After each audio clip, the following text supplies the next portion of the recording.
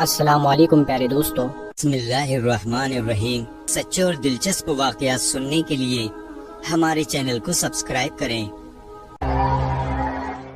امیہ ابن خلف مکے کے سرداروں میں سے ایک اہم سردار تھا، جو کفر اور شرک کا بہت بڑا پیشوا اور اسلام اور مسلمانوں کے حق میں روئے زمین کا ایک بہت بڑا شیطان تھا۔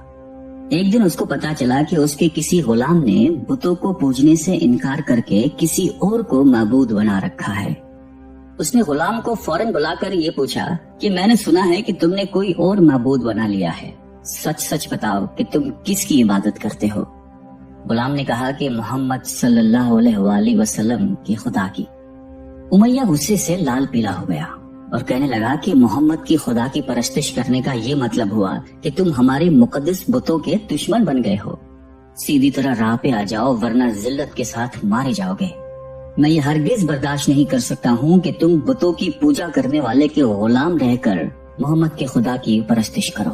وہ غلام جو توحید کا سچے دل سے شیدائی ہو چکا تھا، اس نے بے دھڑک امیہ کو جواب دیا کہ میرے جسم پر تو تمہارا زور چل سکتا ہے، لیکن میں اپنا دل اور اپنی جان محمد صلی اللہ علیہ وآلہ وسلم اور اس کے خدا کے پاس رکھ چکا ہوں۔ اب اللہ کی عبادت ہی میری زندگی کا مقصد ہے اور تمہاری خود سے بنائے ہوئے بتوں کو پوجنا میرے بس کی بات نہیں ہے۔ یہ جواب سن کر امیہ بن خلف غیظ و غضب سے دیوانہ ہو گیا۔ ایک غلام نے اسے بے دھڑک جواب دے دیا تھا۔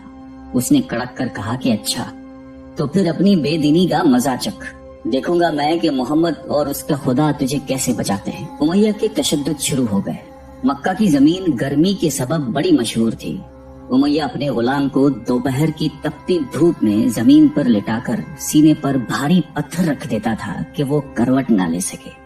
پھر کہتا تھا کہ محمد کے دین سے باز آ جاؤ، لیکن اس ظلم کے باوجود بھی اس غلام کے منہ سے سوائے احد کے کچھ نہیں نکلتا تھا۔ امیہ مزید غضبناک ہو کر اذیتیں مزید بڑھاتا جاتا۔ ایک مرتبہ تو امیہ نے ظلم کی انتہا کر دی۔ پورا ایک دن اور پوری ایک رات غلام کو بھوکا پیاسا رکھا اور تپتی ہوئی ریت پر لٹا کر اسے تڑپنے کا تماشا دیکھ رہا تھا۔ اس کی یہ کوشش بھی غلام کو حق سے نہ ہٹا سکی۔ آخر تھک ہار کر امیہ نے مکے کے بدماش لڑکوں کو بلایا اور ان سے کہا کہ اس غلام کو اتنی اذیتیں دو کہ یہ محمد اور اس کے خدا کا نام لینا بھول جائے۔ یہ لڑکے امیہ کی خوشی حاصل کرنے کے لیے اس بے بس غلام کو بری طرح مارتے پیٹتے تھے۔ جسم کے کپڑے اتروا کر لوہے کی چادریں پہنا کر تپتی دھوپ میں کھڑا کر دیتے تھے، لیکن غلام کی زبان سے احد کے سوا کچھ نہیں نکلتا تھا۔ اسلام کی راہ میں یہ بے پناہ اذیتیں سہنے والے صحابی کوئی اور نہیں بلکہ حضرت بلال حبشی رضی اللہ تعالیٰ عنہ تھے۔ انہی ظلم و ستم کے دوران ایک دن حضرت ابو بکر صدیق رضی اللہ تعالیٰ عنہ کا ادھر سے گزر ہوا۔ آپ رضی اللہ تعالیٰ عنہ نے امیہ سے فرمایا کہ اے امیہ، اس بےکس اور مظلوم پر اتنے ظلم و ستم نہ کر، اس نے تمہارا کیا بگاڑا ہے؟ وہ خدائے واحد کی عبادت کرتا ہے، اگر تو اس پر احسان کرے تو یہ احسان آخرت میں تیرے کام آئے گا۔ اس پر امیہ نے نہایت حقارت سے کہا کہ میں تمہاری اس خیالی آخرت کے دن کو نہیں مانتا، جو میرے دل میں آئے گا میں تو وہی کروں گا۔ صدیق اکبر اس جواب پر کافی افسردہ ہوئے، لیکن پھر بھی آپ رضی اللہ تعالیٰ عنہ نے اسے سمجھایا کہ اس مظلوم پر ظلم و ستم کے پہاڑ توڑنا تیری شایان شان نہیں ہے۔ جس پر امیہ نے تنگ آ کر کہا کہ اگر تم اس کے اتنے ہمدرد ہو تو اسے خرید کیوں نہیں لیتے؟ حضرت ابو بکر صدیق جھٹ تیار ہو گئے اور فرمایا کہ بولو کیا دام لوگے؟ امیہ نے کہا کہ تمہارے پاس ایک غلام ہے جس کا نام فستات رومی ہے، وہ مجھے دے دے اور اس کو لے جا۔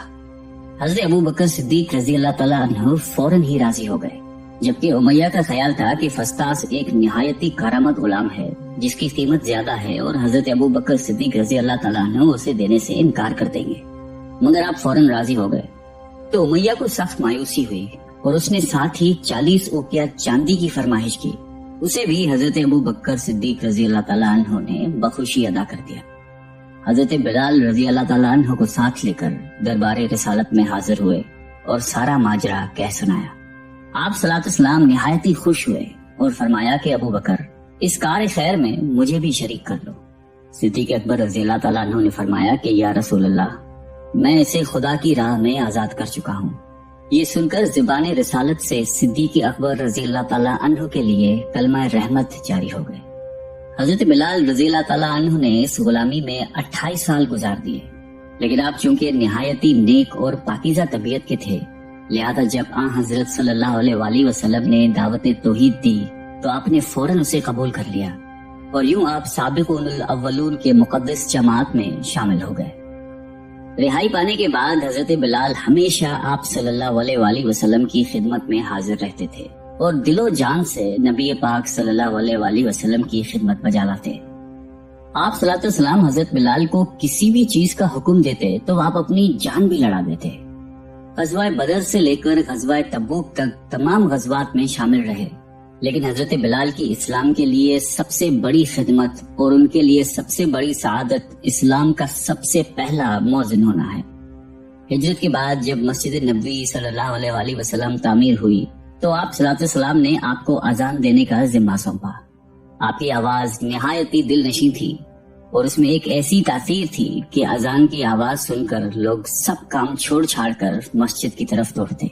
8 ہجری میں جب مکہ فتح ہوا تو کعبے کو بتوں سے پاک کرنے کے بعد آپ صلی اللہ علیہ وسلم نے حضرت بلال سے فرمایا کہ اے بلال، کعبے کی چھت پر کھڑے ہو کر اذان دو، اور یہ مبارک سلسلہ حضور صلی اللہ علیہ وآلہ وسلم کی حیات مبارکہ تک اسی محبت اور عقیدت کے ساتھ جاری رہا۔ لیکن 11 ہجری میں جب آپ صلی اللہ علیہ وسلم نے سفر آخرت اختیار کر لیا تو اس عاشق رسول صلی اللہ علیہ وآلہ وسلم پر غم کا پہاڑ ٹوٹ پڑا، اور مدینے میں رہنا اب آپ کے لیے دشوار ہو گیا۔ آپ کو ہر وقت پیارے نبی صلی اللہ علیہ وآلہ وسلم کی یاد ستاتی رہتی تھی۔ آپ صلی اللہ علیہ وسلم سے آپ نے سنا ہوا تھا کہ مومن کے لیے سب سے افضل عمل جہاد فی سبیل اللہ ہے، لہذا آپ رضی اللہ تعالیٰ عنہ خلیفہ اول حضرت ابو بکر صدیق کی خدمت میں حاضر ہوئے اور جہاد پر جانے کی اجازت طلب کی، لیکن حضرت ابو بکر صدیق رضی اللہ تعالیٰ عنہ نے آپ کو خدا کا واسطہ دے کر کہا کہ مجھے اس بڑھاپے میں تنہا چھوڑ کر مت جاؤ۔ تو حضرت بلال نے اس شرط پر ابو بکر صدیق رضی اللہ تعالیٰ عنہ کی بات مان لی کہ اب وہ رسول اللہ کے بعد کسی کے لیے اذان نہیں دیں گے۔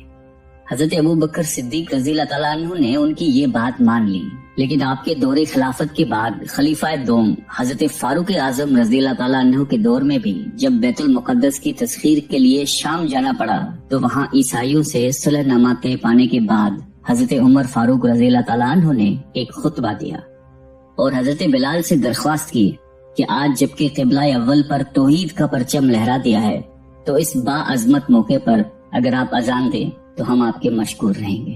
حضرت بلال نے یہی اذان دینی شروع کی تو صحابہ کرام کو عہد نبوی کی مبارک یاد تازہ ہو گئی اور ان پر رخت طاری ہو گئی۔ شام کے معرکے کے بعد حضرت بلال نے شام ہی کے ایک گاؤں میں رہائش اختیار کر لی، کیونکہ مدینے میں ہر وقت آپ کو آپ صلی اللہ علیہ وسلم کی یاد ستاتی رہتی تھی۔ لیکن ایک دن آپ نے خواب میں آپ صلی اللہ علیہ وسلم کی زیارت کی۔ آپ ان سے فرما رہے تھے کہ اے بلال، کیا ابھی وقت نہیں آیا کہ تم ہماری زیارت کے لیے آؤ؟ اس خواب نے آپ کو بہت تڑپا دیا اور آپ بےتاب ہو کر فوراً مدینے روانہ ہوئے۔ مدینے پہنچ کر حضرت بلال نے روزہ اقدس پر حاضری دی اور اس درد سے روئے کہ حاضرین بھی اشکبار ہو گئے۔ وہیں حضرت امام حسن رضی اللہ تعالیٰ عنہ اور حضرت حسین رضی اللہ تعالیٰ عنہ بھی موجود تھے۔ نانا کے پیارے نواسوں کو آپ نے اپنے ساتھ چمٹایا اور بے تحاشا چومنے لگے۔ حضرت حسن رضی اللہ تعالیٰ عنہ اور حسین رضی اللہ تعالیٰ عنہ نے آپ سے اذان فجر کی فرمائش کی، بھلا اس میں رد کرنے کی کہاں گنجائش تھی۔ اگلے دن جب فجر کا وقت ہوا تو آپ نے اذان دینی شروع کی۔ لوگوں کی عہد رسالت کی یاد تازہ ہو گئی اور لوگ اس طرح روتے ہوئے مسجد کی جانب چلنے لگے جیسے کہ نبی پاک صلی اللہ علیہ وآلہ وسلم کا دور واپس آ گیا ہو۔ ایسا دردناک منظر اس کے علاوہ کبھی دیکھنے میں نہیں آیا۔ حضرت بلال حبشی رضی اللہ تعالیٰ عنہ نے 60 سال کی عمر میں وفات پائی۔ آپ کا مزار دمشق میں ہے۔ آپ کو دربار رسالت میں خاص مقام حاصل تھا۔ تو یہ تھا آج کا واقعہ۔ دوستو اگر واقعہ پسند آیا ہو تو اس ویڈیو کو لائک کریں، کمنٹ کریں اور شیئر کریں، اور اسی طرح کے سچے اور دلچسپ واقعات سننے کے لیے ہمارے چینل کو سبسکرائب کریں۔ السلام علیکم ورحمۃ اللہ وبرکاتہ۔